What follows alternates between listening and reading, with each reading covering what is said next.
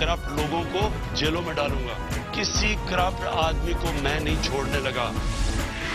You are selected Prime Minister, तड़ियां देते हैं और धमकियां देते हैं कि हम पूरी ऑपोजिशन को जेलों में मैं भेज दूंगा। You are not a dictator. तुम तो सिर्फ कठपुतली हो, तुम्हारी तोरे तो कोई और हिला रहा है। जंग अभी जारी है, अभी हमें दायमी अमन की असल मंजिल पर पहुंचना है।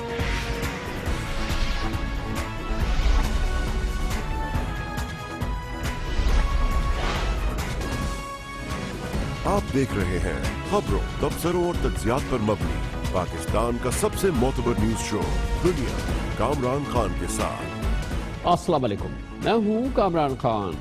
पाकिस्तान में माशी आशारिये या नंबर्स जितने ही मुस्तहकम होते नज़र आ रहे हों, एक्सपोर्ट्स बढ़ रही हों, रेमिटेंसेस बढ़ रही हों, टैक्स आमदन बढ़ रही है, शरह सूद 7% पर मुस्तहकम सही, रुपए की कदर बेहतर हो रही है, ज़र मुबादला के ज़खायर बढ़ रहे हैं, लेकिन एक आम पाकिस्तानी का इससे कोई लेना देना नहीं।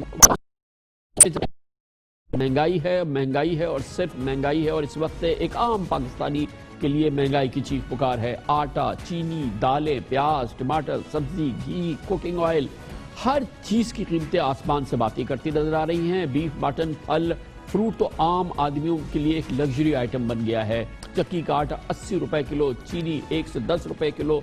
3 महीने के दौरान खाने पीने की अशिया की कीमतों में 20 से 25% भी इजाफा रिकॉर्ड किया गया है। मुख्तलिफ अशिया के मुख्तलिफ हवाले से हर पाकिस्तानी खानदान के घर का माहाना खर्च तकरीबन 25 से 30% बढ़ चुका है। और जिस घर में 20,000 रुपए का राशन आता था वहाँ 25 से 28,000 रुपए में आता है, इस महंगाई की वजह से। कराची, लाहौर और पेशावर में खाने पीने की अशिया की कीमतों की क्या सूरत हाल है, आज की मार्केट्स की क्या कैफियत है, हम आपको दिखाते हैं हमारे नुमाइंदे खुसूसी हम्माद आलम कुरैशी की इस रिपोर्ट में।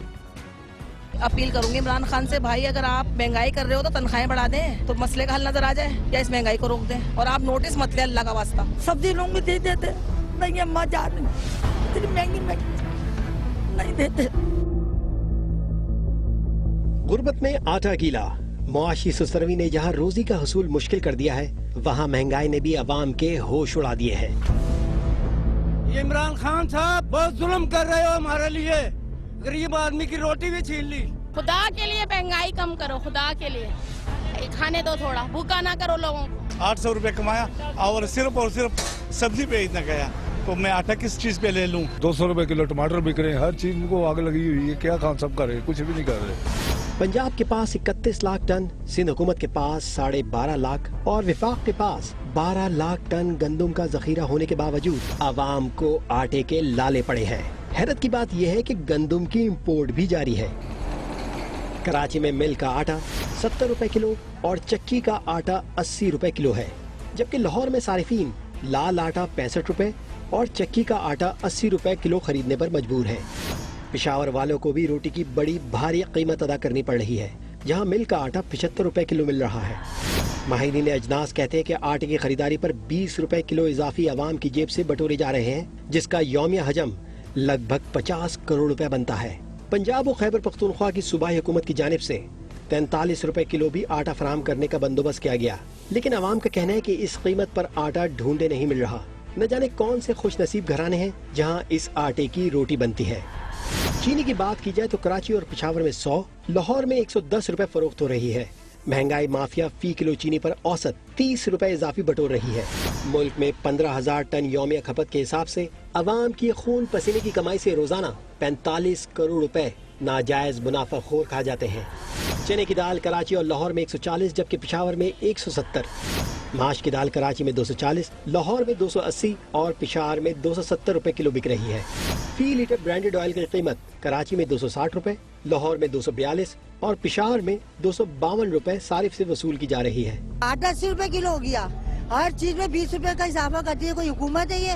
वाकई जब से इमरान खान आए हैं ना पूरे पाकिस्तान में सुनामी पैदा कर दी है। वाकई 40 रुपए के एक पाव टमाटर है, 10-20 रुपए की धनिया की गड्डी है, क्या करेगा आदमी? जिस तरह से ये हालात और वाकयात चल रहे हैं, जानवर भी भूखा मर रहा है, इंसान भी भूखा मर रहा है।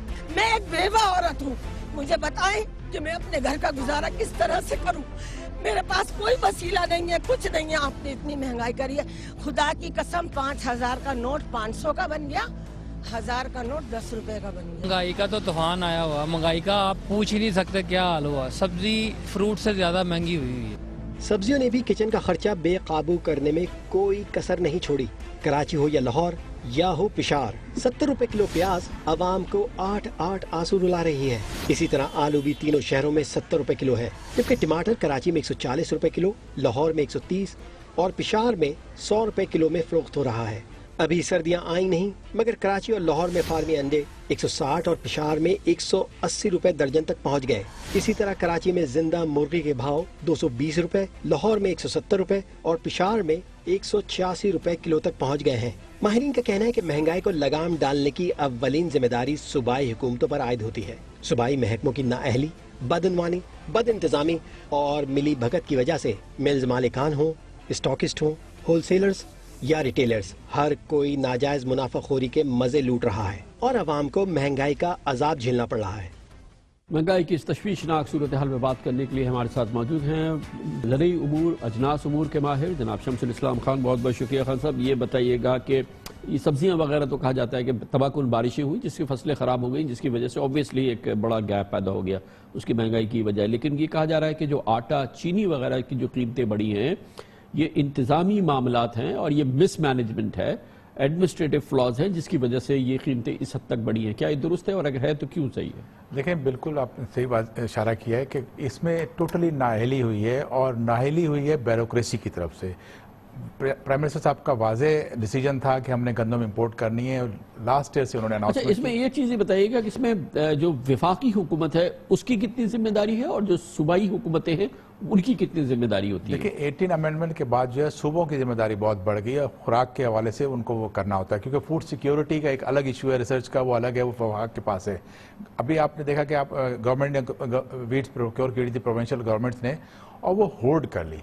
अब वो होल्ड की भी आज जो है प्राइसेस इतनी ऊपर चली गई हैं। होल्ड इसलिए की जाती है, गंदम रखी जाती है कि बफर स्टॉक है, स्ट्रेटेजिक स्टॉक है। होल्ड तो हमने सुना था कि ट्रेडर करता है नफे के लिए, हुकूमत ने कैसे ज़ख़ीरा? देखिए ना, यही तो बात है, जब आप रखते हैं स्टॉक पाइल स्ट्रेटेजिक रिजर्व के लिए और यूज करते हैं इंटरवेंशन के लिए तो फिर तो वो आपके स्ट्रेटेजिक रिजर्व है।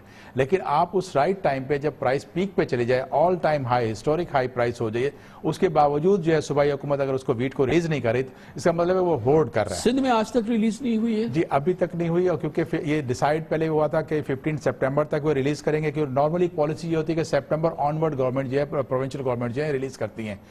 पंजाब में रिलीज हो गई थी लेकिन यहाँ पर अभी तक नहीं हुई। एंड सितंबर भी गुजर गया, अब अक्टूबर चल रहा है और ये मिड भी आप तकरीबन आ गया, तो अभी तक डिले नहीं हुई, जबकि प्राइसेस इतनी ऊपर चली गई हैं।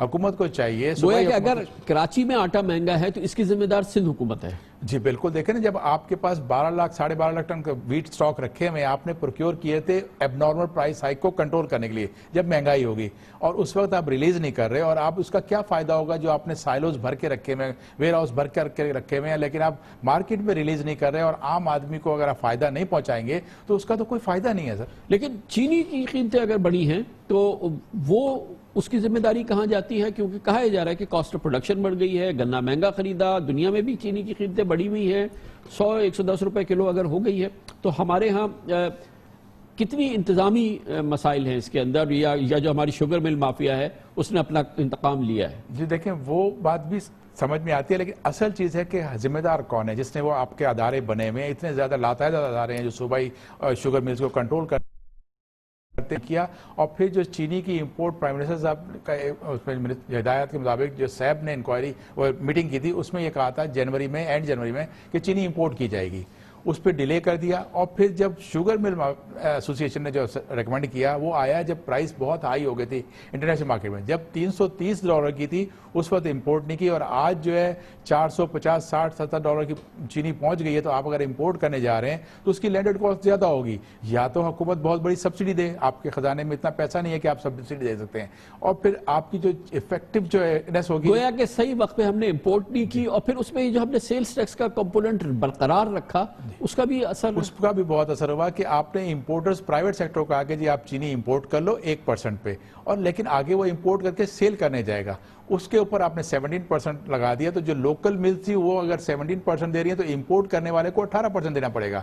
اب اگر آپ پرائیویٹ سیکٹر کو وہ اس لیول پہ نہیں لاتے اور صرف ٹی سی پی کو کہتے ہو کہ وہ امپورٹ کر کے اور اس کو ہم ٹیکس فری کر دیں گے, تو اس کا بھی افیکٹونیس نہیں آئے گی, کیونکہ وہ مارکیٹ میں جب آپ نے انٹرونشن کرانی ہوتی ہے تو مارکیٹ فورسز. یہ جو اب ایک آپ نے سنا کہ لوگوں کو بیچاروں کو یہ سبزیوں کی وجہ سے, اور یقیناً اس میں تباہ کن بارشوں کا بڑا کردار ہے, بھارت وغیرہ میں بھی ہو جاتی ہے, پیاز مہنگی ہو گئی, ٹماٹر مہنگے ہو گئے, یہ ساری چیزیں ہیں. اس کا کیا حال ہوتا ہے کہ اگر اتنی بڑی طریقے سے آپ کی کراپ خراب ہو گئی ہے تو اتنا کرائسس نہ ہو, اس کے لیے کیا کیا جا سکتا ہے؟ دیکھیں دنیا میں آپ کو میں بتاؤں کہ دبئی ہے, سنگاپور ہے, جہاں کچھ نہیں ہوتا, وہ انہوں نے اربن فارمنگ سٹارٹ کر دی. اربن فارمنگ ایک نیا کانسیپٹ آیا جب سے کلائمیٹ چینج آنے لگے, تو جو ٹریڈیشنلی آپ کے علاقے تھے گرو کرنے کے, اس کو ختم کر کے, کیونکہ شہر بہت بڑے ہو گئے. اب کراچی جو ہے 3 کروڑ کی آبادی تقریباً ہو گئی ہے, یہاں ایک بھی اربن فارمنگ کی پالیسی گورنمنٹ کی طرف سے نہیں آئی. ہم ابھی بھی ٹریڈیشنل گروئنگ کر رہے ہیں, اور اگر یہ بلوچستان میں جو یہ ساری چیزیں نہ ہو رہی ہوتی, وہاں پہ ڈرپ ایریگیشن کا سسٹم ہوا ہے, تو آج کراچی میں جو 200 روپے کی سبزی آپ کو ملے وہ 500 روپے تک لے جاتی, کیونکہ آپ جو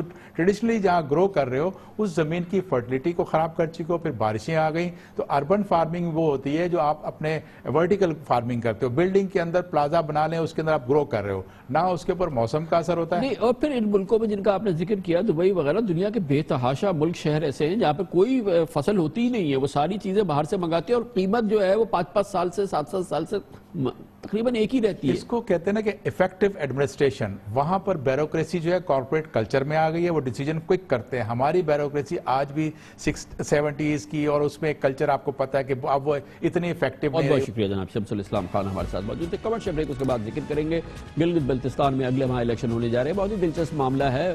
ویسے تو پی ڈی ایم بن گئی ہے اپوزیشن اتحاد, مگر یہاں پر مد مقابل ہے پاکستان پیپلز پارٹی, پاکستان مسلم لیگ نون اور پی ٹی آئی وہاں پہ موجود ہے. حکومت مخالف ووٹ یہ دونوں پارٹیز آپس میں کاٹیں گی, پی ٹی آئی کو بہت فائدہ ہو جائے گا. اس کی بات کرتے ہیں تھوڑے سے وقت کے بعد. اگلے ماہ کی 15 تاریخ کو گلگت بلتستان میں انتخابات منعقد ہوں گے. خطے کی صورتحال کے لحاظ سے بہت اہم ڈیولپمنٹ ہے. اس کے لیے تمام سیاسی جماعتوں کی تیاریاں جاری ہیں, اور اس میں سب سے دلچسپ بات یہ ہے کہ پی ڈی ایم میں شامل 2 بڑی سیاسی جماعتیں جو حکومت مخالف ترین سیاسی جماعتیں ہیں, جو پی ٹی آئی کے خلاف ایک پلیٹ فارم کے تحت اکٹھا ہوئی ہیں, یعنی پاکستان مسلم لیگ نون اور پاکستان پیپلز پارٹی, گلگت بلتستان میں ایک دوسرے کے مد مقابل کھڑے ہوں گی, اور یقیناً حکومت مخالف ووٹ کٹ جائے گا جب یہ دونوں سیاسی جماعتیں پی ٹی آئی کے سامنے کھڑی ہو جائیں گی. اس کے ساتھ ہی اس مقابلے کے ساتھ ہی اپوزیشن کے دعووں کے مطابق پاکستان تحریک انصاف کے خلاف پاکستان ڈیموکریٹک موومنٹ یعنی پی ڈی ایم بھی اپنے عروج پر ہوگی, مگر پی ٹی آئی کے خلاف نہیں بلکہ آپسی مقابلے میں. لیکن اس وقت حالات یہ ہیں کہ گلگت بلتستان کے انتخابات میں نون لیگ اور پیپلز پارٹی ایک دوسرے کے خلاف کیونکہ میدان میں اتری ہوئی ہیں, یعنی کہ اس کی وجہ سے حکومت مخالف ووٹ تقسیم ہوگا, پی ٹی آئی کو اس سے تقویت ملے گی, اور یقیناً پی ٹی آئی کے کینڈیڈیٹس کے لیے, پی ٹی آئی کے پراسپیکٹس کے لیے یہ سب سے امپورٹنٹ بات ہے. ایسی پوری صورتحال میں کہیں دور دور تک اپوزیشن اتحاد نظر نہیں آتا گلگت بلتستان میں اس الیکشن کے موقع پہ. گزشتہ روز پاکستان مسلم لیگ نون نے گلگت بلتستان کے 24 حلقوں میں سے 18 کے لیے اپنے امیدواروں کا اعلان بھی کر دیا, جبکہ باقی ٹکٹ ہولڈرز کا فیصلہ کیا جا رہا ہے. اس سے پہلے پچھلے ماہ پیپلز پارٹی کے چیئرمین بلاول بھٹو نے 24 سے 24 حلقوں میں پیپلز پارٹی کے امیدواروں کے ناموں کا اعلان کر دیا ہے. اس طرح سے پاکستان پیپلز پارٹی, پاکستان مسلم لیگ نون کے امیدواروں کا بھی اعلان ہو چکا ہے. اس کے علاوہ پی ٹی آئی نے 24 میں سے 22 حلقوں میں اپنے امیدوار, جبکہ 2 میں مجلس وحدت مسلمین سے امیدوار کھڑے کیے ہیں. مجلس وحدت مسلمین گلگت بلتستان علاقہ انتخابات میں پی ٹی آئی کی اتحادی جماعت بن چکی ہے. پرسوں پی ٹی آئی بلتستان کے صدر سید جعفر شاہ علالت کے بعد انتقال کر گئے تھے, جس کے بعد اب گلگت حلقہ 3 میں انتخابات کو 3 ماہ کے لیے ملتوی کر دیا گیا ہے.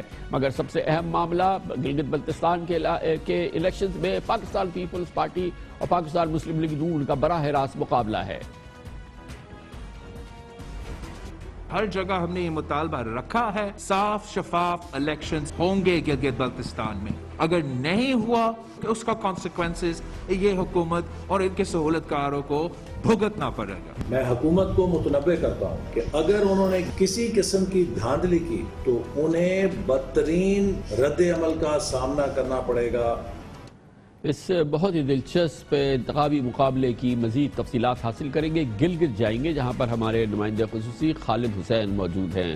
بہت بہت شکریہ خالد حسین صاحب. بتائیے گا کتنی دلچسپی ہے گلگت بلتستان میں 15 نومبر کے الیکشنز کے حوالے سے, لوگ کتنے ایکسائٹڈ ہیں؟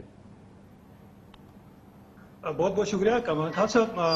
یقیناً گلگت بلتستان کی یہ تیسرے بڑے جنرل انتخابات ہیں جو 2020 سے شروع ہو رہے ہیں اور 15 تاریخ کو باقاعدہ الیکشن کا آغاز ہو رہا ہے. اس حوالے سے وفاق میں جتنے بھی بڑی سیاسی جماعتیں ہیں جس میں پاکستان پیپلز پارٹی ہے, مسلم لیگ نواز گروپ ہے, اس کے ساتھ پی ٹی آئی تحریک انصاف گلگت بلتستان کے اندر انہوں نے اپنے تمام 24 حلقوں میں اپنے گھوڑے انہوں نے جو ہے گراؤنڈ میں اتارے ہیں. اور اس کے ساتھ ساتھ اگر ہم پولیٹیکل ایکٹیویٹی کے حوالے سے اگر بات کریں تو گزشتہ دنوں چہلم تھا, چہلم کے اختتام کے بعد ہی گلگت بلتستان میں سیاسی سرگرمیوں کا آغاز ہو چکا ہے اور اس وقت ووٹر بہت زیادہ چارج ہے. اور کیونکہ یہ انتخابات اس لیے حوالے سے بھی امپورٹنٹ ہیں اور بہت اہمیت کے حامل ہے کیونکہ وفاقی حکومت نے گلگت بلتستان کو 5واں صوبہ بنانے کے لیے جو اقدامات کیے گئے تھے وہ بھی سامنے ہیں. اور اس وقت 3 بڑی جماعتیں جو ہے مد مقابل ہے جس میں پیپلز پارٹی اور مسلم لیگ نون کے ساتھ پی ٹی آئی کا براہ راست مقابلہ ہے. بعض حلقوں میں اگر ہم بات کریں 2 حلقے جو سکردو اور نگر 5 کا جو حلقہ ہے اس میں ایم ڈبلیو ایم اور پی ٹی آئی کا آپس میں سیٹ ایڈجسٹمنٹ ہو گئی ہے. اس کے ساتھ ساتھ اگر آل اوور اگر ہم گلگت بلتستان میں اگر ہم بات کریں سیاسی اس پہ تو اس وقت پیپلز پارٹی جو ہے وہ زیادہ اس وقت پرفارم کر رہی ہے اور دیگر جو جماعتیں ہیں وہ بھی اس وقت جو ہے اپنے انتخابی مہم کے حوالے سے بہت زیادہ چارج. یہ جو روایتی طور پہ گلگت بلتستان میں ووٹ ہے وہ کن لائنز پہ تقسیم ہوتا ہے؟ جماعتی لیول پہ تقسیم ہوتا ہے, نظریاتی لیول پہ تقسیم ہوتا ہے, اور جو ہسٹری ہے تاریخ ہے گلگت بلتستان کی وہ اس سلسلے میں کیا سمت دکھا رہی ہے آئندہ الیکشنز کے حوالے سے؟ کمال خان صاحب گلگت بلتستان میں اگر ہم بات کریں تو پیپلز پارٹی کا یہاں پہ ووٹ بینک رہا ہے کیونکہ ماضی کی طرف ہم جائیں تو یہاں ذوالفقار علی بھٹو کے بڑے احسانات ہیں کیونکہ انہوں نے گلگت بلتستان کو FCR کے کالے قانون سے رہائی دلوائی تھی, آزاد کروایا تھا. اس کے بعد 2009 کے انتخابات کی بات کریں تو یہاں پہ پیپلز پارٹی نے ایک شناخت دی تھی. تو پی ٹی آئی پیپلز پارٹی کا ووٹ بینک یہاں ہے اب بھی, اور کیونکہ 5 سال کا گیپ تھا سابقہ جو ٹینور گزرا ہے پیپلز پارٹی کے جو انتخابات تھے اس میں ایک ہی سیٹ جیتی تھی. اب پیپلز پارٹی زیادہ پرفارم کر رہی ہے اور زیادہ ایکٹیو نظر آ رہی ہے. اور پی ایم ایل این کا کیا اسٹیٹس ہے؟ پی ایم ایل این کی کیا پوزیشن ہے گلگت بلتستان میں؟ کمران خان صاحب اگر پیچھے 5 سال اگر پہلے ہم دیکھیں تو مسلم لیگ نون نے بہت اچھے یہاں کام کیے تھے, ترقیاتی کاموں کا ایک جال بچھایا تھا.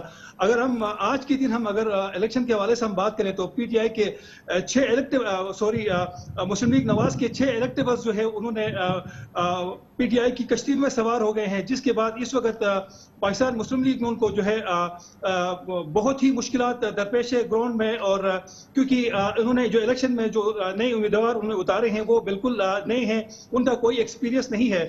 تو اس حوالے سے کیونکہ ان کی اپنی بھی ایک اسٹریٹجی اس طرح. تو آپ کو کیا لگتا ہے کہ ایک جانب یہ جو الیکٹیبلز تھے پی ایم ایل این کے جو سب سے مضبوط امیدوار سمجھے جا رہے تھے وہ تو پی ٹی آئی کے پلیٹ فارم سے الیکشن لڑ رہے ہیں, پی ٹی آئی میں ایک طرح سے شامل ہو گئے. دوسری جانب پیپلز پارٹی اور پی ایم ایل این اس الیکشن کے مقابلے میں موجود ہیں, تو جو حکومت مخالف یا پی ٹی آئی مخالف ووٹ ہے وہ تو بری طرح سے تقسیم ہوگا اور اس کا بڑا فائدہ ہوگا نہیں پی ٹی آئی کو.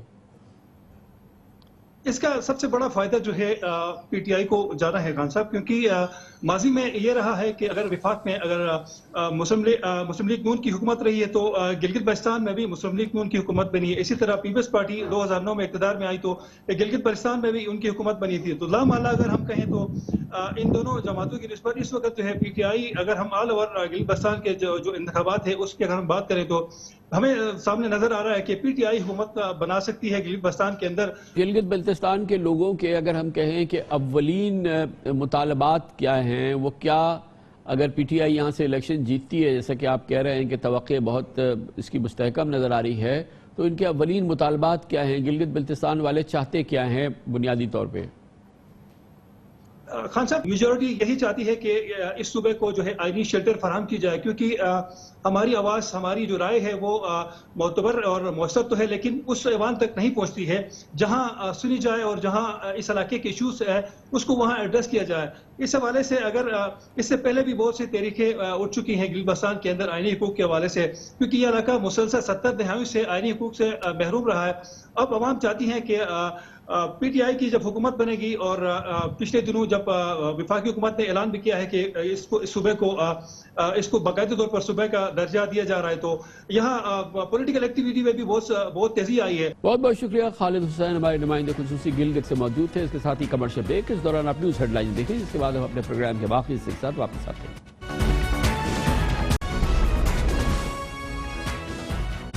आप देख रहे हैं खबरों, तबसरों और तज्जियात पर मबनी पाकिस्तान का सबसे मोतबर न्यूज शो दुनिया, कामरान खान के साथ। भारत पाकिस्तान में होने वाली दहशतगर्दी की पुष्पनाही कर रहा है, दहशतगर्द ग्रोहों की माली मावनत कर रहा है, पाकिस्तान में कलदम तंजीमों की हिमायत कर रहा है।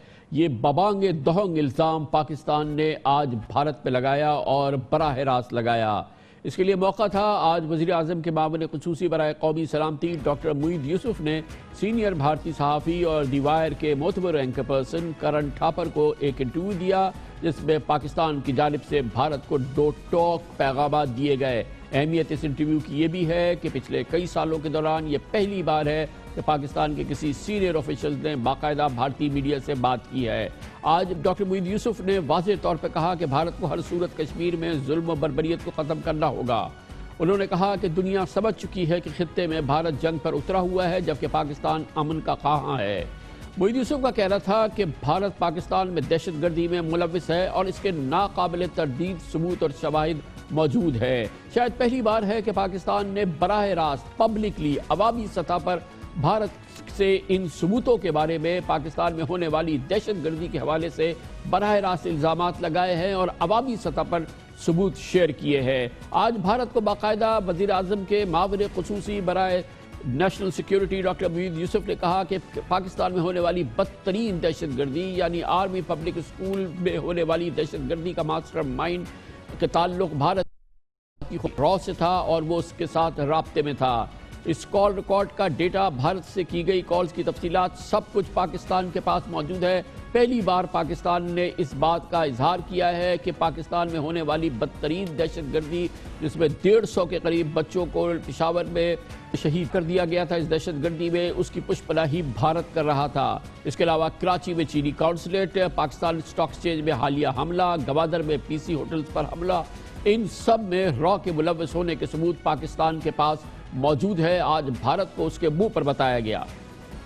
India is even embarrassing the Afghan government again and again.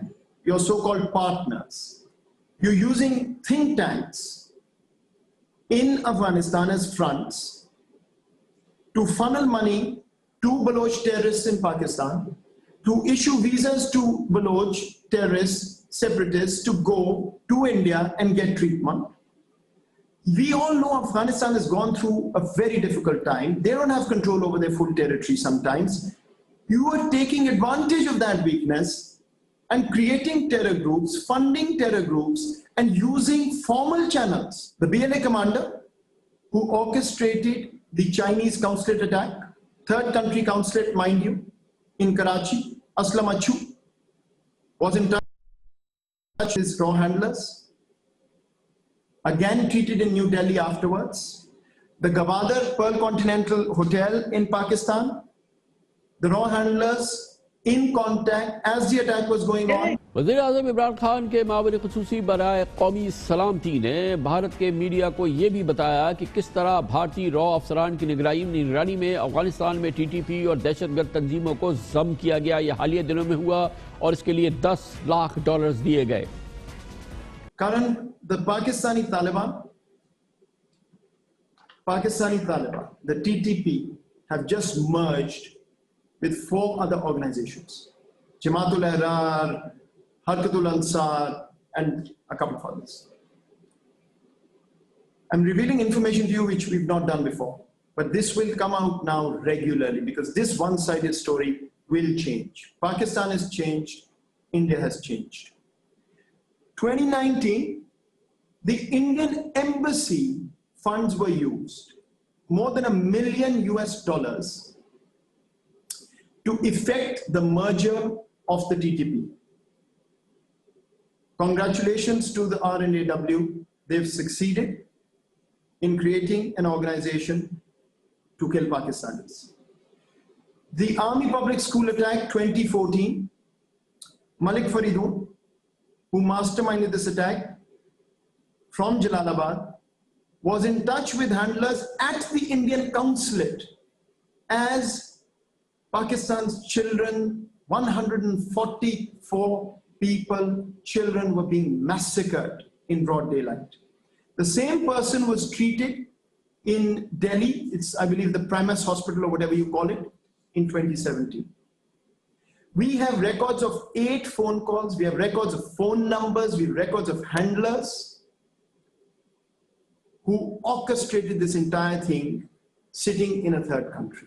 اس پورے پس منظر کے باوجود آج پاکستان نے بہت ہی خوشدلی کے ساتھ اور بھارت کے ساتھ یہ بھی رکھا کہ پاکستان امن کا خواہاں ہے، اور ہمارے معاون خصوصی برائے قومی سلامتی نے کہا کہ امن کے لیے پاکستان آج بھی 2 قدم آگے بڑھنے کو تیار ہے، مگر بھارت 1 قدم لے، مگر ان سب سے پہلے بات چیت کے لیے سازگار ماحول بنانے کی ضرورت ہے، جس کے لیے یہ لازم ہے کہ بھارت کو کشمیر میں بربریت کو ختم کرنا ہوگا۔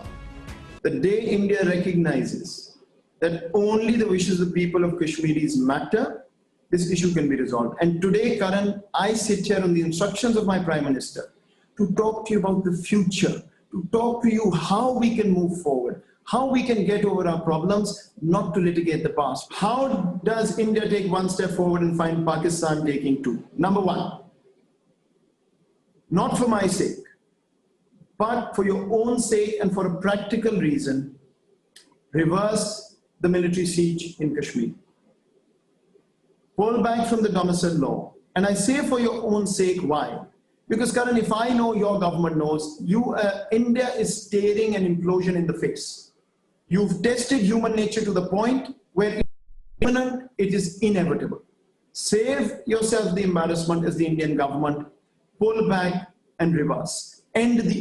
جیسے کہ پہلے بھی میں نے آپ کو بتایا، یہ ایک بہت اہم، خالی محض ایک میڈیا انٹرویو نہیں ہے، یہ پاکستان کی گفتگو ہے جو بھارت کے ساتھ ہوئی ہے، اور کشمیر میں بھارت کے 5 اگست 2019 کے غیر قانونی اور غیر آئینی اور غیر انسانی اقدامات کے بعد کسی بھی پاکستانی سینئر عہدیدار کا یہ بھارت سے پہلا خطاب تھا، اور یہ یقیناً یہ پہلا انٹرویو تھا جس میں وزیراعظم کے معاون خصوصی نے بہترین انداز میں پاکستان کا مقدمہ دنیا کے سامنے رکھا۔ اس موضوع میں بات کرنے کے لیے ہمارے ساتھ موجود ہیں وزیراعظم کے معاون خصوصی برائے قومی سلامتی ڈاکٹر معید یوسف۔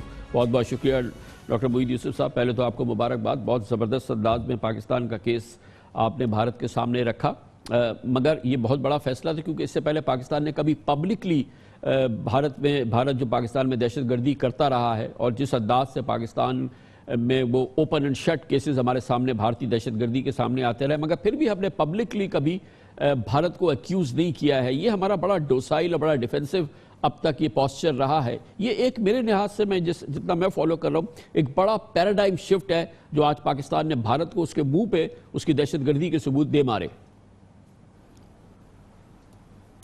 شکریہ کامران بھائی، پہلے تو اللہ تعالیٰ کا بڑا کرم ہے کہ آج دوبارہ سے پاکستان کا موقف دنیا کے سامنے اس طرح آیا ہے کہ دشمن بھی کہہ رہے ہیں، میں ابھی دیکھ رہا تھا، اللہ کا بڑا کرم ہے۔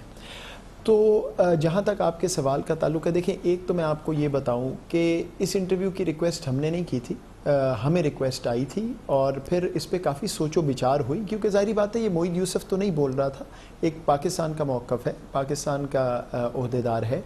تو بہت سوچ و بچار کے بعد 2 باتیں سامنے آئیں۔ پہلی بات یہ کہ ہم امن کے پیروکار ہیں، تو ہم کیوں نہ یہ چیزیں جو ہو رہی ہیں اس کے باوجود ہم تو چاہتے ہی یہ ہیں کہ امن آئے، خطے میں بھی آئے، ہندوستان کے ساتھ بھی آئے، معاملات آگے بڑھیں، لیکن ساتھ ہم یہ بھی بتائیں کہ امن کیوں نہیں آ رہا، کیا وجہ ہے کہ ہم سب اس سے رکے ہوئے ہیں، وہاں پہنچ نہیں پا رہے۔ اب بھارت کی بات نہیں سنی جا رہی، پچھلے 2 سال سے بڑا واضح ہو رہا ہے، 5 اگست سے بالکل پذیرائی نہیں مل رہی بھارت کے جو موقف ہے اس کو۔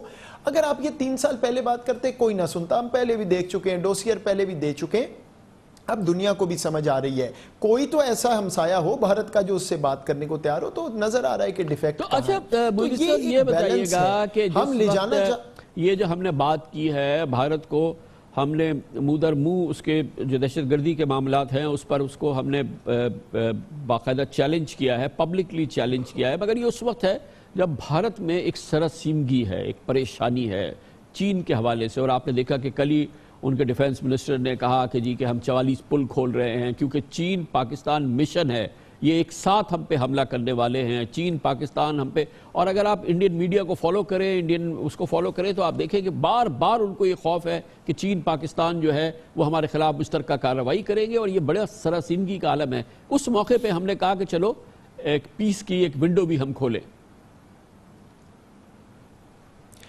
دیکھیے کامران صاحب, وہ بھی سوال کا جواب تیار تھا, وہ ادھر پہنچے ہی نہیں.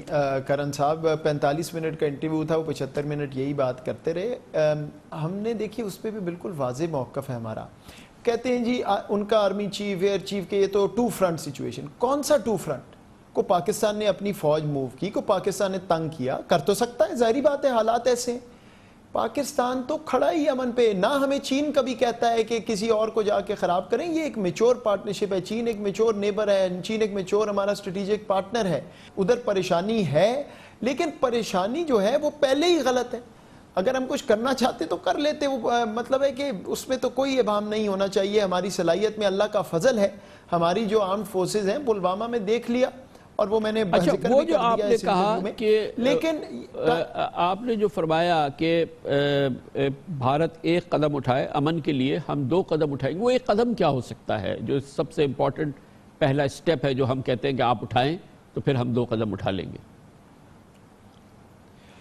کامران صاحب 2 چیزیں ہیں نا, ایک معاملہ صاف ہے کشمیر کا اور دوسرا دہشت گردی کا. اب دیکھیے ہندوستان بات کرتا ہے جی پاکستان تو دہشت گردی کی بات نہیں کرتا, صرف کشمیر کی. میں نے آج کہا ہے ان کو کہ پاکستان ڈائیلاگ جب کرے گا 2 چیزوں پہ کرے گا, کشمیر پہ اور دہشت گردی پہ. جو بھارت ریاستی دہشت گردی کر رہا ہے اس کو ریورس کرے, نہ تو اس کو اس کا فائدہ, نہ کسی اور چیز, کسی کو اس کا فائدہ نہیں. اور کشمیر میں 5 اگست سے پہلے جو سچویشن ہے اس پہ چلا جائے اور بیٹھ کے بات کر لیں, ہم کل تیار ہیں. بہت بہت شکریہ ڈاکٹر محی الدین یوسف, وزیر اعظم کے معاون خصوصی برائے نیشنل سیکیورٹی ہمارے ساتھ موجود تھے. کمرشل بریک, اس کے بعد ذکر کریں گے ہاؤسنگ سیکٹر, کنسٹرکشن سیکٹر, اس میں بہت تیزی آئے, بہت بھرپور انداز میں کام کرنا شروع کرے. وزیر اعظم کی سرتوڑ کوشش رہی اور بہت ہی انہوں نے اس میں دن رات کام کیا. باقاعدہ یہ دونوں سیکٹرز جو ہیں وہ کام کر رہے ہیں, اور اس میں سب سے اہم بات یہ ہے کہ اس کو قرضے فراہم کریں گے. وہ چھوٹا گھر لے سکتا ہے, ایک چھوٹا فلیٹ لے سکتا ہے, 10-12 ہزار روپے ماہانہ کی اقساط, 12-15 ہزار روپے ماہانہ کی اقساط سے ایک اوسط درجے کی وہ رہائش اختیار کر سکتا ہے. اور یہ بہت ہی شاندار اسکیم ہے جو سامنے آئی ہے. بینکس اس میں قرضے فراہم کریں گے. اس کی پوری تفصیلات ہمارے ساتھ شیئر کریں گے اس شاندار اسکیم کی deputy governor state bank of Pakistan سیما کامل, ایک چھوٹے سے وقفے کے بعد. وزیر اعظم عمران خان کی بھرپور کوشش رہی ہے, سر توڑ کاوش رہی ہے. جب سے وہ اقتدار میں آئے ہیں وہ سمجھتے ہیں کہ پاکستان میں معیشت کو اور پاکستان کے عوام میں اگر تبدیلی لانی ہے اور بہتر تبدیلی لانی ہے تو پاکستان میں کنسٹرکشن اور ہاؤسنگ سیکٹر کو ترقی دینی ہوگی, اس کے راستے کی رکاوٹیں دور کرنی ہوگی اور اس کے لیے سہولتیں فراہم کرنی ہوں گی, اور ایسی سہولتیں جو اس سے پہلے کبھی نہیں دی گئی. اس کے لیے بہت کوشش کی ہے اور اس کا یقیناً کریڈٹ دینا پڑے گا, ذاتی طور پہ کریڈٹ دینا پڑے گا وزیر اعظم عمران خان کو. دن رات کی کاوشوں کے بعد نہ صرف یہ کہ کنسٹرکشن پیکج کے حوالے سے, کنسٹرکشن سیکٹر کے حوالے سے بہت ٹھوس ابتدا ہو چکی ہے, اور اس کے ساتھ ہی ایک عام پاکستانی کو وہ گھر بنا سکے یا اپنے لیے رہائش کا انتظام کر سکے, اس کے لیے بھی ایفرٹ ہوئی ہے. مگر اس سب کی بنیاد یہ ہے کہ وزیر اعظم کی کاوشوں کے نتیجے میں پہلی بار پاکستان میں بینکوں کو موبلائز کیا گیا ہے, بینکوں کو استعمال کیا جا رہا ہے, اور جس طرح سے پوری دنیا میں ہوتا ہے بینکنگ سیکٹر کو موبلائز کیا گیا ہے, ان کو انکریج کیا گیا ہے کہ ہاؤسنگ فائنانس ہو پاکستان میں, جس کا کہ وجود نہیں تھا اس انداز سے. مارگیج فائنینسنگ پاکستان میں نہیں ہوتی تھی, اور اب ایک عام پاکستانی, ایک غریب پاکستانی بیچارہ چھوٹا سا گھر بنا سکے, اس کے لیے مارکٹ سبسڈی انیشیٹو کا اناؤنس کیا ہے پرائم منسٹر نے, اور وہ بھی یقیناً ایک بہت اچھا اعلان ہے, اور وہ بھی پاکستان میں پہلی بار ہو رہا ہے. پاکستان کی تاریخ میں شاید یہ پہلی بار ہے کہ کوئی حکومت ہوم فائنینسنگ کے قرضوں میں 10 سال تک مارک اپ کا تقریباً آدھا حصہ خود برداشت کرے گی، اور حکومت نے اس اعانت کے لیے اب 33 ارب روپے مختص بھی کر دیے ہیں۔ رعایتی ہوم فائنینسنگ کی سہولت کے اہل وہ تمام پاکستانی ہوں گے جو پہلی بار اپنا مکان تعمیر کر رہے ہیں، اور یہ چھوٹے گھروں کی بات ہو رہی ہے، یا یہ کہ وہ تعمیر شدہ مکان لیں یا فلیٹ خریدیں، اس کے لیے بھی یہ سہولت موجود ہوگی۔ مارک اپ سبسڈی کی سہولت تمام بینکوں کے ذریعے دستیاب ہوگی، اور اسے 3 ٹیئرز میں 3 درجات میں تقسیم کیا جا رہا ہے۔ پہلے درجے میں نیا پاکستان ہاؤسنگ اسکیم کے منصوبوں میں شامل افراد ہیں، اور دوسرے درجے میں اس اسکیم میں اپلائی نہ کرنے والے یا کوالیفائی نہ کرنے والے افراد شامل ہوں گے جو 5 مرلہ یا 125 گز تک کے مکانات یا 850 اسکوائر فٹ کے فلیٹس خرید سکیں گے۔ ان کی زیادہ سے زیادہ قیمت 35 لاکھ روپے حکومت نے مقرر کی ہے۔ اس درجے کے لیے 20 سالہ ہوم فائنینسنگ اسکیم پر 30 لاکھ روپے تک کا قرضہ ملے گا۔ پہلے 5 سال میں قرض 5% ریٹ پر ہوگا، اور اگلے 5 سال کے لیے 7% مارک اپ پہ قرضہ ملے گا، اور آپ کو میں نے بتایا کہ اس میں حکومت کی رعایت شامل ہے۔ تیسرے درجے میں 10 مرلے یعنی 250 گز تک کے مکانات اور 1150 اسکوائر فٹ کے فلیٹ شامل ہوں گے، اور ان کے لیے 60 لاکھ روپے قیمت مقرر کی گئی ہے۔ اس پر ہوم فائنینسنگ میں متوسط آمدنی والوں کو 20 سال کے لیے 50 لاکھ روپے تک کے قرضے ملیں گے۔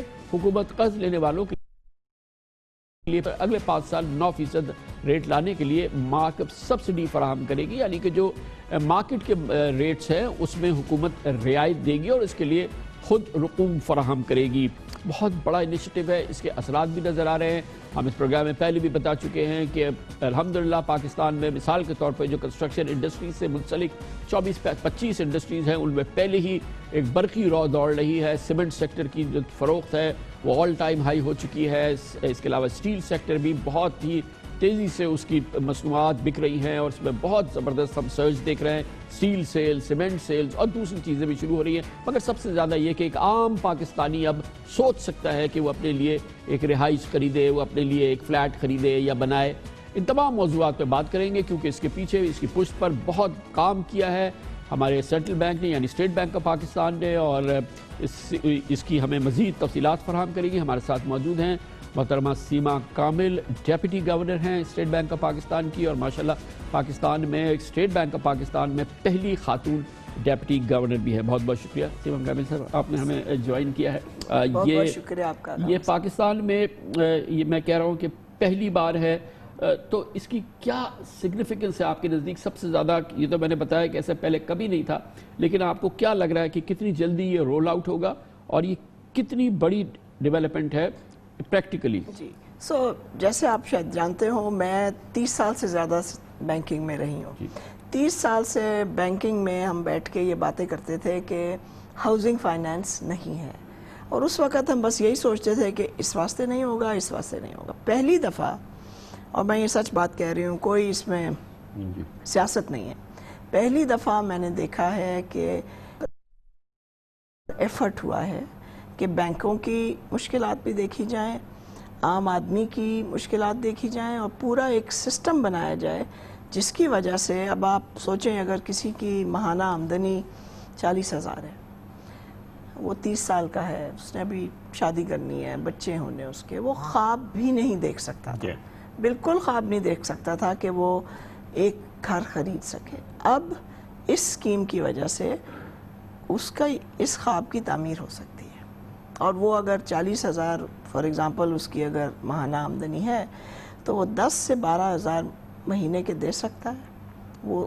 اتنی اس کی قابلیت ہوگی، وہ دے گا، اس کی آہستہ آہستہ خدا نے کرا آمدنی بڑھے گی بھی، مگر اسے 20 سال کا لون اس طرح مل سکتا ہے۔ گویا کہ دیکھیں یہ لوگ جو ہیں یہ بیچارے ایسے تو نہیں ہے کہ فری میں رہ رہے ہیں، یہ کہیں کرائے پہ لے رہے ہوتے ہیں، 10,000 15,000 سے کم تو کہیں بھی کرایہ نہیں ہے، 15-20,000۔ تو یہ جو آپ نے سکیلز بنائے ہیں، اس میں ایک عام آدمی کو ہم سمجھا سکتے ہیں کہ جو 10 سے 15,000 روپے مہینہ دے سکتا ہے تو وہ ایک 125 گز کا مکان بنا سکتا ہے، 850 اسکوائر فٹ کا فلیٹ لے سکتا ہے، بنائے یا خریدے، اس کو فائنینسنگ اویلیبل ہوگی، اور اس کو ماہانہ 10-12-15,000 روپے وہ اس کا ایک طرح سے کرایہ دیتا رہے یا یہ اپنی قرض کی ادائیگی کرتا رہے۔ اور پوری دنیا میں اسی طرح ہوتا ہے کہ آپ کرائے کی جگہ جتنا آپ کرایہ افورڈ کر سکتے ہیں اتنا ہی آپ مورگیج میں دیں، بیکاز اگر آپ اس سے زیادہ ہو گیا تو پھر وہ اس کی بات نہیں بنتی۔ اچھا، یہ پوری دنیا میں جیسے کہ obviously آپ نے فرمایا کہ پوری دنیا میں طریقہ کار یہ ہے کہ عام آدمی جو ہے وہ مورگیج لیتا ہے، ایک چھوٹا گھر لیتا ہے، ایک اپنا اس کے لیے ماہانہ اس کے جو اس کا قسط وہ ادا کرتا ہے. یہ ہو گیا چھوٹے گھر کے لیے. جو middle class, little upper middle class لوگ ہیں جن کی کہ ماہانہ لاکھ 1.5 لاکھ روپے آمدنی، 2 لاکھ بھی ہے، وہ بھی ساری زندگی موجودہ حالات میں پاکستان میں کچھ نہیں لے سکتے. تو ان کے لیے جو ہم جو ریٹس دے رہے ہیں 7 and 9%، تو یہ بھی ڈویبل ہے ان کی جو ان کے لیے بالکل ڈویبل ہے. کیونکہ اگر اور آپ دیکھیں جو پہلا والا ٹیئر ہے جس کی آپ نے بات کی کہ 5 اور 7% ہے، اس میں ایکچولی اسٹیٹ بینک، ہم نے بہت بینکوں کے ساتھ کام کیا ہے. کیونکہ اگر بینک نارمل لینڈ کریں گے اپنے نارمل ریٹ پہ تو وہ پھر ان کے لوگوں کی گنجائش سے باہر نکل جائے گا. تو پہلے ریٹ تو ہم بینک کو بھی کائبور پلس 2.5 دے رہے ہیں جو ابھی 10% بنتا ہے. پھر ایک گورنمنٹ کی سبسڈی آتی ہے. یہ جو مڈل انکم لوگ ہیں جس کی شاید لاکھ یا 1.5 لاکھ ہو، وہ بھی میرا حال ہے 20-25 ہزار روپے ان کو دینا پڑے گا. وہ اتنے میں تو گھر کا کرایہ بھی نہیں ہوتا اگر کوئی جس سے کہتے ہیں کہ وہ ریزنیبل طریقے سے رہنا چاہے. تو یہ ان کے لیے بھی ایک بہت بڑی چیز ہوگی. صرف اس میں یہ ہے کہ فرسٹ ٹائم بائر ہونا چاہیے. ٹھیک ہے، سیکنڈ ہاؤس کے لیے نہیں ہے. سیکنڈ ہاؤس کے لیے نہیں ہے، فرسٹ ٹائم بائرز کے لیے جو ہوتا ہے وہ سبسڈی ہوتی ہے. اچھا، اور اس میں یہ فرمائیے گا کہ یہ بڑا مسئلہ ہے بینک کو ہمارے ہاں، کیونکہ جو زمین کے ٹائٹلز ہیں ان کے ایشوز ہیں، جو ہمارے بلڈرز ہیں ان کے ایشوز ہیں. یہ بڑی ایک ہیڈ بریکنگ آپ کے لیے ایکسرسائز ہوگی بینکس کے لیے، گورنمنٹ کے لیے، کیونکہ یہ بہت بڑا مسئلہ ہے جو دور کرنا ہے. دنیا میں یہ مسئلہ کہیں نہیں ہے. تو یہ اس میں بھی دیکھیں جی، اس کے ایشوز ہیں ایڈریس ہو گئے. اس کے ایشوز مطلب آپ سمجھیں میں 6 ہفتے سے بھی اسٹیٹ بینک میں ہوں. ہم ہر ہفتے ایک میٹنگ پرائم منسٹر صاحب چیئر کرتے ہیں، ایک میٹنگ ہر ہفتے اسٹیٹ بینک گورنر صاحب چیئر کرتے ہیں، جس میں نیفٹا کے جنرل حیدر صاحب ہوتے ہیں، ہم لوگ ہوتے ہیں بینک سے، اور 7 بینکس جنہوں نے کہا ہے کہ ہم اس میں زیادہ حصہ لینا چاہیں گے، والنٹیئر کرائیں، ویسے تو سب بینک کریں گے، وہ سب ہوتے ہیں. ہر ہفتے ہماری 2 میٹنگز ان کے ساتھ ہوتی ہیں، ایک میٹنگ پرائم منسٹر صاحب چیئر کرتے ہیں اسی چیز پہ کہ ٹائٹل کے ایشو، لیگل ایشوز. کیونکہ اگر آپ نہ دینا چاہیں تو بہت سارے ریزن ہیں، مگر اب جیسے ایک پروجیکٹ لگ رہا ہے ایل ڈی اے کا، اب لگ رہا ہے، اس میں ڈیفٹا نے 2400 فلیٹ اپنے لیے بک کر لیے. وہ اسی پرائس میں آئیں گے، 24 لاکھ کے قریب، 25 لاکھ. اس کا ٹائٹل بھی کلیئر ہے، رائٹ. بینکس نے اب 7 بینکوں نے مل کے انہیں ٹرم شیٹ بھی دے دی ہے کہ اس کی ڈیولپمنٹ ہو اس لینڈ کی، کیونکہ پہلے ڈیولپمنٹ ہوئے گی پھر ایپلیکیشن ہوئے گی. سو اس کی وجہ سے آن گراؤنڈ اب کچھ ہفتوں میں آپ چینج دیکھ سکیں. اچھا، اب ایک اور امپورٹنٹ بات یہ، ایک تو یہ کہ پہلی بار کیونکہ پاکستان میں، اور ایک بڑا امپورٹنٹ کام یہ کہ لوگوں کو اویئر کرنا، لوگوں کو بتانا کہ جی یہ پروڈکٹ اویلیبل ہے، وہ یہ کر سکتے ہیں. یہ ہم کوشش بھی کر رہے ہیں لوگوں کو اس طریقے سے سمجھائیں. دوسری بات یہ ہے کہ یہ اس کو ایڈورٹائز کرنا ہوگا پراپر طریقے سے، اور آپ کو فارمز دینے ہوں گے. وہ بینکس جو ہیں وہ اپنی پروڈکٹس جو ہے وہ ابھی تک میں نے دیکھا نہیں ہے کہ اتنی پرو ایکٹیولی سامنے لائیں جیسے کہ وہ اپنی دوسری پروڈکٹس لاتے ہیں. اور اس سے ہم نے کئی ہفتے پہلے آپ کی کسی جونیئر کولیگ کو بھی اس پروگرام میں بلایا تھا. انہوں نے کہا تھا جی کہ ابھی بس 2 ہفتے میں آنے والا ہے، اس کو بھی 2 مہینے ہو گئے ہیں. یہ کب رول آؤٹ ہوگا؟ اب یہ میری تو کوشش آپ کل سے دیکھ لیں گے. کچھ بینکوں سے بات، اس سرکولر کا انتظار تھا. ہم نے بینکوں کے ساتھ جن کے جو فارم دینے ہیں، جو مارکیٹنگ مٹیریل ہے، چاہے وہ اخباروں میں اشتہار ہو، چاہے وہ ریڈیو میں ہو، چاہے وہ ڈیجیٹل ہو، ویب سائٹ پہ ہو، بہت سارے طریقہ کار ہیں، وہ سب تیار ہیں، بروشرز تیار ہیں. ایک بہت امپورٹنٹ ہے کہ برانچوں میں لوگوں کی ٹریننگ ہو. یہ تو نہیں ہونا چاہیے نا کہ اب ہم ایڈورٹائز کر دیں اور وہ برانچ چلے جائیں اور اس کو پتہ ہی نہ ہو. تو یہ بھی ان کی ٹریننگ بھی شروع ہوئی ہے. پاکستان میں ہاؤسنگ فائنانس، ڈیولپر فائنانس بینکوں نے کبھی کیا نہیں ہے، سوائے یہ کہ اسلامک بینکس کر رہے ہیں. تو ان کی بھی ہم نے ٹریننگ پروگرامز بھی شروع کر دی ہیں. سو یہ سارے پیچھے سے اب ظاہر ہے نظر نہیں آتا، مگر بینکوں نے خاص طور پہ جو اسٹیئرنگ کمیٹی بینکس تھے اور باقی بھی ہم نے پی بی اے کے فورم کے تھرو ان سب سے یہ شیئر کر لیا ہے کہ وہ زوم کالز کریں، اپنے برانچوں کو سب کو بتائیں. تو 2 ایسپیکٹس ہیں، ایک مارکیٹنگ. کب آپ ایکسپیکٹ کر رہی ہیں کہ یہ رول آؤٹ ہو چکا ہوگا، ہر پاکستانی دیکھ رہا ہوگا، جب اخبار میں آیا ہے اس کو، آپ کو 1 ہفتے میں سب کچھ آئیں گے. اس ایک ہفتے میں، آج سے ایک ہفتے میں آپ کو یہ اشتہار بھی نظر آئیں گے، بروشر بھی نظر آئیں گے اور برانچوں میں. اچھا، یہ جو پروڈکٹس ہیں ساری، اس کے جو اس میں اسلامک پروڈکٹس بھی شامل ہیں؟ جی جی، بلکہ میرا خیال ہے کہ زیادہ تر یہ اسلامک روٹ سے ہوگا. گویا کہ اس میں ایک جو نارمل مارک اپ یعنی کہ انٹرسٹ ریٹس ہیں وہ بھی ہیں، اور اسلامک پروڈکٹ بھی موجود ہیں جو شریعہ کمپلائنٹ ہیں. شریعہ کمپلائنٹ، کیونکہ زیادہ تر لوگوں کو جب وہ اپنا گھر خود بناتے ہیں نا تو وہ چاہتے ہیں کہ شریعہ کمپلائنٹ ہو اپنی رہائش کے لیے. سو یہ زیادہ تر بینک اس کو اسلامک موڈ میں ہی کریں. اچھا، اور یہ جو چھوٹے گھر ہیں جو 5 مرلے والے چھوٹے جو فلیٹس ہیں، یہ امبریلا نیا پاکستان ہاؤسنگ ڈیولپمنٹ اتھارٹی کی ہوگی، نیفڈا کی ہوگی؟ ٹیئر 1 میں نیفڈا کے ہوں گے، اور جو ٹیئر 2 میں وہی سائز ہوگا وہ نان نیفڈا ہوں گے، وہ بھی ہو سکتے ہیں. اچھا، اور پھر آپ کو پتہ ہے کہ اس قسم کی فائنینسنگ حاصل کرنا کسی بھی بینک سے جوئے شیر لانے سے مشکل ہے. بینکس ویسے بھی نارمل بزنس کے لیے نہیں دیتے. یہ تو ایک بہت ہی ایکسیپشنل چیز ہے کہ یہ واقعی جو پھر جو اپلیکنٹ جائے اور پھر جو اپلائی کرے وہ پروسیس کتنا اسموتھ جی، ہم نے ان کے لیے فارم بنوا دیے، سب کے ایک ہی فارم ہوں گے، پروڈکٹ فیچرز بھی سب کے ایک ہی ہوں گے. اور جو سب سے بڑی چیز ہے وہ ہم نے بینکس کو ہدایت کی ہے کہ جو انہوں نے فیصلہ دینا ہے وہ 30 دن میں دے دیں گے، سب کچھ دیکھ کے. بیکاز یہ ایک بہت پرابلم ہے، وہ ایک چلے جاتے ہیں، کوئی بھی خاتون ہو وہ جاتے ہیں، وہ بینک کو سمجھا نہیں پاتے. تو ہم نے ایک سمپلیفائڈ فارم بنائے ہیں، اردو میں بھی انگریزی میں بھی، اور بینکوں کو یہ پوری ہدایت ہے کہ وہ 30 دن میں فیصلہ دیں گے اور خط دیں گے. اچھا دیکھیں، اس میں ایک اور بڑی سہولت، اگر بینک واقعی فیسیلیٹیٹ کرنا چاہتے ہیں اور آپ کی اسپرٹ کو، پرائم منسٹر کی اسپرٹ کو، گورنر اسٹیٹ بینک کی اسپرٹ کو ریفلیکٹ کرنا چاہتے ہیں تو یہ مسئلہ نہیں ہے. کیونکہ جو لوگ نوکری پیشہ ملازم ہیں، اچھی کمپنیز میں بہت پناہ لاکھوں لوگ پاکستانی کام رہے سرکاری ملازم ہیں، ان کو تو یہ قرضہ دینا، ان کو یہ گھر کی جگہ فائنینسنگ دینا تو مسئلہ نہیں ہونا چاہیے. اس سے آگے بھی ہم بڑھ رہے ہیں. بیکاز ایک تو ظاہر ہے وہ لوگ ہیں جن کی ایک ماہانہ آمدنی ہے اور جس کا ان کے پاس پروف ہے، وہ تو پھر سمپل ہو جاتا ہے. مگر آگے جب جائیں گے تو بہت سارے لوگ ہوتے ہیں ان کو کیش میں ملتا ہے، ان کے پاس کوئی ایسا پروف نہیں ہوتا.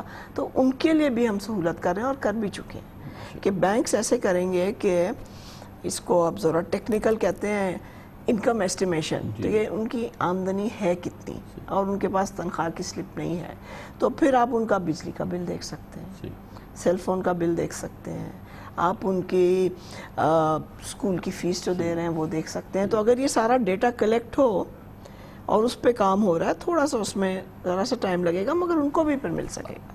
اچھا سیما جاوید صاحب، ایک چیز میں نے دیکھی ہے کہ پاکستان میں ماشاءاللہ یہ پرائم منسٹر کی انیشیٹو ہے، بڑی محنت کی. ایسا دیکھا نہیں، ہر جمعرات کو میٹنگ کر رہا ہے خود پرائم منسٹر، آپ کے گورنر، آپ لوگ ہر ویک اس پہ میٹنگ کرتے ہیں. ہر بدھ کو کرتے ہیں وہ بہت، ہر بدھ کو وہ ہر جمعرات کو میٹنگ کرتے ہیں. اور آپ نے یہ پبلک سیکٹر، یہ ڈپٹی گورنر آپ نے اسٹیٹ بینک، یہ بڑا ایک اس میں نہ وہ اس طرح کی سہولتیں ہیں نہ ویسی تنخواہ ہے. آپ ماشاءاللہ یو بی ایل کی پریزیڈنٹ رہی، اس سے پہلے ایچ بی ایل کی آپ موسٹ سینئر ایگزیکٹو رہی، مگر آپ واقعی انجوائے کر رہی ہیں کیونکہ یہ واقعی ہر چیز قربان کر کے یہ پھر نہیں، ایسے نہیں، یہ قربانی کی بات نہیں ہوتی. میرے لیے تو ایکچولی یہ ایک بہت بڑا آنر ہے، اس کو میں قربانی نہیں کہوں گی، کیونکہ ہر بینکر چاہتا ہے کہ کچھ کنٹریبیوٹ بھی کرے. اور ایک زندگی میں سٹیج آتی ہے کہ وہ سب دیکھ لیا، ظاہر ہے اس میں ایک اپنی ایک آئی سپوز کہنا چاہیے کیش ہوتی ہے، صاف بات اگر کریں.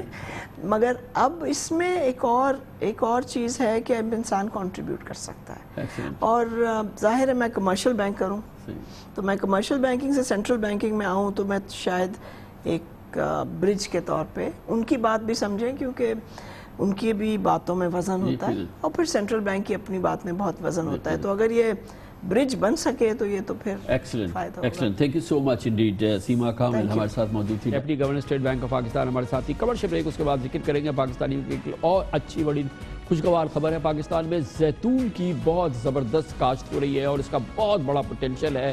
لہلہاتے ہوئے زیتون کے باغات نظر آ رہے ہیں کے پی میں، پنجاب میں، اور بہت ہی کیا شاندار منظر ہے اور اس کا کیا پوٹینشیل ہے، اس کی بات کرتے ہیں چھوٹے سے وقفے کے بعد.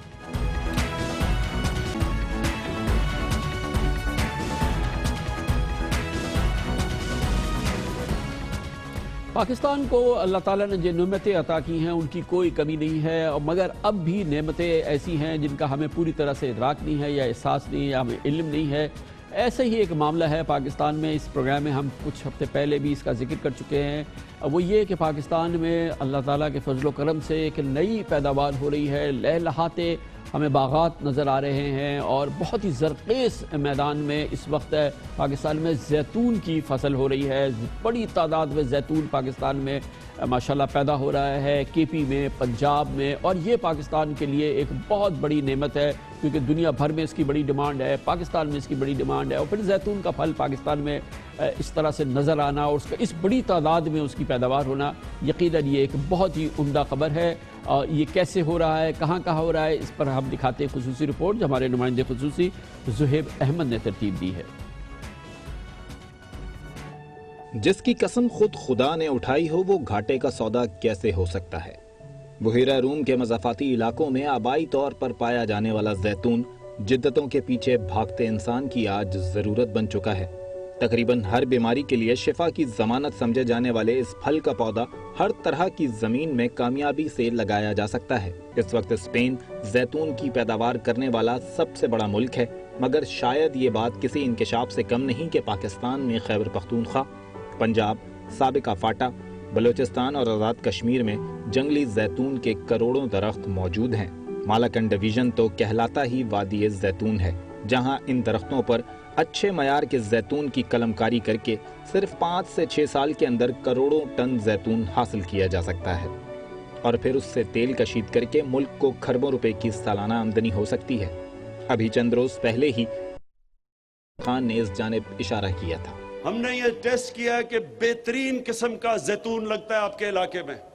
ہم اس سارے علاقے کے اندر پہلے ممند ڈسٹرکٹ ہم نے لیا ہے، جدھر ہم پورے زیتون کے باغات لگانے لگے ہیں، جو ہمیں کھانے پکانے میں تیل چاہیے، جو ہم باہر سے منگواتے ہیں، اربوں روپیہ ملک خرچ کرتا ہے۔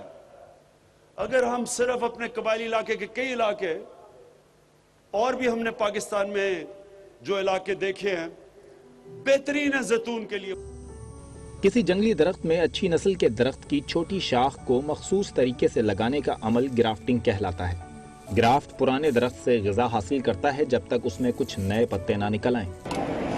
پاکستان میں روزمرہ کی ضروریات پوری کرنے کے لیے زیتون کا تیل درآمد کیا جاتا ہے، جو مہنگا ہونے کے باوجود مختلف کیمیکلز کی ملاوٹ کے باعث خالص نہیں ہوتا۔ مگر اب پاکستان خاموشی سے زیتون کے تیل کی پیداوار کے انقلاب کی طرف جا رہا ہے، کیونکہ 30,000 ایکڑ سے زائد رقبے پر 27.5 ملین زیتون کے درخت لگائے جا چکے ہیں۔ پاکستان میں زیتون کے پودے لگانے کے لیے 10 ملین ایکڑ مناسب زمین ہے، جو اسپین سے تقریباً 2 گنا ہے۔ کہا جا رہا ہے کہ رواں سیزن میں زیتون کے تیل کی تخمینہ پیداوار کی تقریباً گنجائش 1400 ٹن تک پہنچ جائے گی، جبکہ 2027 تک پیداوار 16,000 ٹن تک پہنچنے کی امید ہے۔ 2024 میں زیتون کے تیل کی پیداوار 1.458 بلین روپے تک پہنچنے کا تخمینہ ہے۔ ہمارے پاس وسیع ایریا جہاں پہ ہم زیتون کی کاشت کر سکتے ہیں وہ موجود ہے۔ اس کی اب ڈیمانڈ بھی بہت زیادہ ہے، گھریلو ضروریات کے لیے ہم اچھی کوالٹی کا تیل پیدا کر سکتے ہیں۔ آلو کا پودا ایسا ہے جس کو بہت زیادہ کیئر کی ضرورت نہیں ہے as compare to other fruit plants.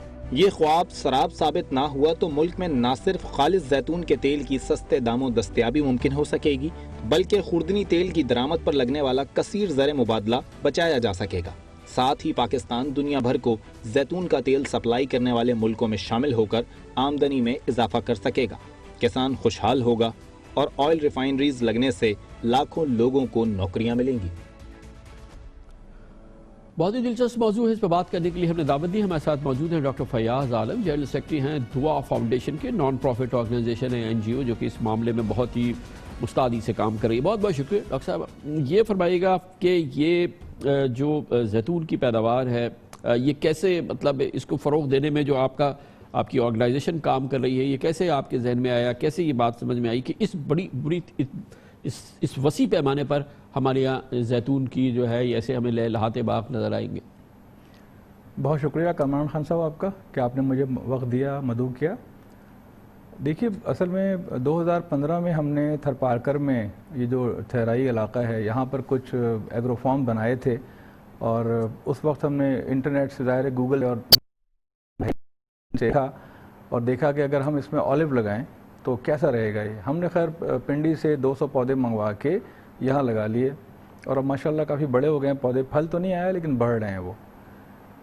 اس دوران میں کافی سارا مطالعہ کرنا پڑا، کافی ساری ریسرچ کرنی پڑی، تو اندازہ یہ ہوا اور ایک بالکل عجیب و غریب معلومات کا انکشاف ہوا مجھ پر کہ پاکستان کے مختلف علاقوں میں، یعنی کے پی کے میں اور پنجاب کے کچھ علاقوں میں، کشمیر میں اور بلوچستان میں کوئی 8 کروڑ کے قریب جنگلی زیتون کے درخت موجود ہیں. پہلے سے موجود ہیں؟ پہلے صدیوں سے موجود ہیں، صدیوں سے موجود ہیں. قدرت نے دیے ہوئے ہیں؟ جی قدرت نے دیے ہوئے ہیں. اچھا مجھے یقین نہیں آیا، تھوڑا سا میں نے کہا اچھا جا کے دیکھتے ہیں. پھر میں نے 2-3 وزٹس کیے. اس کے بعد یہ ہوا کہ میں تلاش کر رہا تھا کہ بھئی یہ جو جنگلی زیتون ہے کیا اس کی کوئی گرافٹنگ وغیرہ بھی کہیں ہو رہی ہے. تو لوور دیر ضلع جو ہے وہاں ایک صاحب سے ملاقات ہوئی جن کا نام محمد اسرار ہے. ان کو ایک اٹالین تھا، اس کا نام تھا رافیل ڈیل سیما. اس نے یہ پروجیکٹ 86 وغیرہ میں شروع کیا تھا کہ اس نے گورنمنٹ آف پاکستان کو، دیکھیں پاکستانی حکام کو 1986 میں یہ بات معلوم ہو گئی تھی اس اٹالین فنڈ کے ذریعے کہ پاکستان کے مختلف علاقوں میں جنگلی زیتون کے جو کروڑوں درخت ہیں، 86 میں سروے کنڈکٹ ہوا تھا سر، 86 میں ان کو گرافٹ کر کے کنورٹ کیا جا سکتا ہے. انفارچونیٹلی تھوڑا سا سپیڈ سلو رہی، توجہ کم رہی، اور میرا اپنا خیال یہ ہے کہ جو ریسرچ کے ادارے ہیں ہمارے، انہوں نے بہت بڑے پیمانے پہ اس بات کو پروموٹ نہیں کیا، یعنی پبلک کو پتہ نہیں تھا. آپ یقین کریں گے کہ جن علاقوں میں اب 2005 میں انہوں نے کچھ گرافٹنگ کر دیا کہ اٹلی سے وہ گرافٹ لے کر آئے تھے. 1999 سے یہ کام چل رہا تھا پاکستان کے مختلف علاقوں میں. اب ہمارا اس میں پھر ہم نے ان تمام جگہوں پہ اصل میں کیا کیا ہے؟ آپ نے گرافٹنگ کروائی ہے اور اس کے بعد سے میں نے دیکھیں میں نے تو 2000-2500 پودوں کو گرافٹنگ کرائی ہے، لیکن 2005 سے لوور دیر کے علاقے تلاش میں گرافٹنگ کی گئی. عوام نے پھر اس کو شروع کیا، عوام پبلک نے، ان کو گورنمنٹ نے سپورٹ کیا، پروونشل گورنمنٹ نے، PARC نے سپورٹ کیا. 1,14,000 پودوں پر تلاش کے ایک گاؤں میں گرافٹنگ کی گئی. میں خود دیکھ کر آیا ہوں، میرے دوست دیکھ کر آئے ہیں. ان میں سے کوئی 22,000 پودے پھلوں سے بھرے ہوئے ہیں. ہم جو بات کر رہے ہیں، میں جو آپ سے گزارش کر رہا ہوں وہ یہ ہے کہ جو 8 کروڑ درخت لگے ہوئے ہیں ان کو بہت تھوڑی سی محنت سے، بغیر کسی خرچے کے، سب سے بڑا مسئلہ یہ کہ خرچہ نہیں ہے کوئی. گورنمنٹ کے پاس لاکھوں درخت ہیں چکوال میں، ٹھیک ہے جی، گورنمنٹ کے پاس ہزاروں درخت ہیں پشاور میں تناب فارم پہ. ان کی چھوٹی چھوٹی قلمیں کاٹنی ہے، گورنمنٹ نے پرووائڈ کرنا ہے، ٹریننگ دینی ہے. ہمارا جو عام آدمی ہے، نوجوان ہے، وہ بڑا محنتی ہے، اور آئی بلیو کہ وہ بہت آسانی سے 2 دن کی ٹریننگ میں سیکھ جائے گا. ان کی اپنی زمینوں پہ لگائے گا گرافٹ. ہو آپ یقین کریں کہ اگلے 2-3 سال کے اندر پاکستان میں یہ ایبلٹی ہے پروونشل گورنمنٹ میں، فیڈرل گورنمنٹس کے اندر، کہ وہ کئی کروڑ درختوں پر نئے گرافٹ لگا سکتے ہیں، اور اس کے چند سالوں کے بعد ٹرن اراؤنڈ ہو جائے گا. ایک معجزہ رونما ہو جائے گا سر. کھربوں روپے کی آمدنی ہے. ایک درخت سے اگر آپ اندازہ کریں کہ 10 kg بھی پھل دینا وہ تو 3,000 روپے سالانہ کی آمدنی ہے. میں بات کر رہا ہوں 8.5 کروڑ درختوں کی جن کا سروے موجود ہے. بہت بہت شکریہ ڈاکٹر فیاض عالم صاحب ہمارے ساتھ موجود تھے. اس کے ساتھ ہی ہمارے آج کے پروگرام کا اختتام ہوتا ہے. کل آپ سے پھر ملاقات ہوگی انشاءاللہ. کل تک کے لیے کامران خان کو اجازت. اللہ حافظ. Hi, it's Sayyeda Shanaz here. Thank you for watching Dunya News. For more videos and updates, don't forget to click the subscribe button. Keep watching Dunya News.